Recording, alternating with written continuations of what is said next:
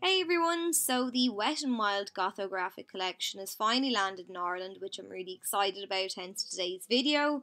I'm having a few issues with my channel at the minute, so if you do want to be notified about when I upload, please click on the little bell button below. And if you do enjoy my content, hitting the thumbs up button really helps my channel out. But now on with the tutorial.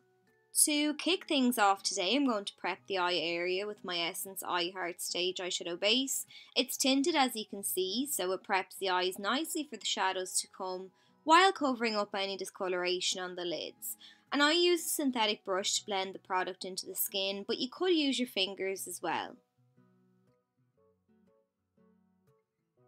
Next then, I'm taking some of my face powder, but rather than setting the eye area, I'm mainly setting from the crease up. This is because I'm going to be applying liquid shadows on the lid and powder from the outer third of the eye into the crease and up, and I want the eyeshadows to apply and blend smoothly in those areas. The first shadow I'm taking is the Goth-O-Graphic Liquid Catsuit shadow in the shade Pure Intention, and I'm just laying this down on the inner third of my eye. Next then, I'm going in with Goth Tears, and this is my favourite shade out of the liquid shadows. I'm just applying this next to the previous shade about a third of the way across the lid, and the brush makes the shadow so easy to apply. A couple of sweeps and you're done. Now I'm taking my Kat Von D Shade and Light palette and I'm going in with this cool toned brown. And firstly, I'm using my pencil brush to map out the shape of my shadow. I'm elongating the eyes today, so I've drawn a line from the outer corner of my eye up towards the tail of my brow, and now I'm feathering in from that point. I like to begin with a pencil brush to get that detailed work done, but then I switch to a fluffy blending brush and I'm just reapplying the shadow to intensify it and to also blend it across the crease area. I've gone for a sort of cut crease today, so to get that definition in the crease, I'm going back in with my pencil brush and sweeping some more of that brown across the crease, and because I've already blended the shadow in the crease, I have a nice gradient effect.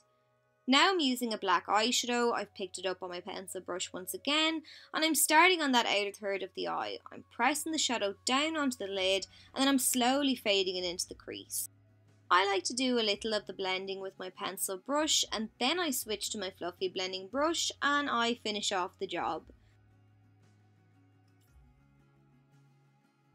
Once again, I want to get that black into the deepest part of my crease to separate the lid from the crease, so I'm using my pencil brush to apply some more black into that area. Finally then, I'm switching back to a blending brush to make sure that all edges are nice and soft. Moving on to the lower lash line now, I'm using a small bullet shaped brush to smoke some of that brown down along the lower lash line. Then I'm using a small angled brush to pack that black eyeshadow down along there as well. And then I'm going to move on to highlighter. Now this is a face highlighter, but I'm using it to highlight around the tear duct and brow bone. It's a loose highlighter and it has a little skull sifter, and I'm a huge fan of this product. It's really nice. Now then, I'm lining the waterline with my trusty Note Cosmetics eyeliner pencil, and then I'm going to apply some lashes. Now, the ones I applied actually weren't in a box, so I'm not sure what ones they are. They are So Sue ones from Penny's, I just can't remember the style, but I'm using the Lash Renegade Mascara now to blend my own lashes in with the false ones.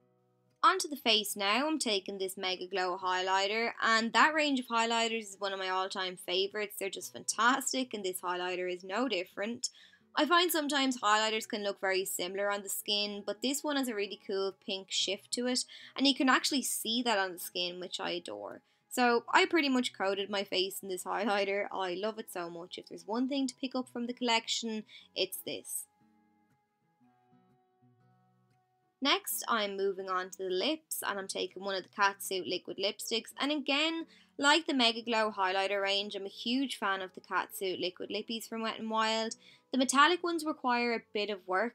I do find that you need to layer the product in order to get a nice even opaque finish, but for the price I don't really mind that. These last very well on the lips. I actually struggled to get it off, but yeah, then that's it. So I hope you enjoyed the tutorial and found it helpful. If you enjoyed it, let me know and I'll chat soon.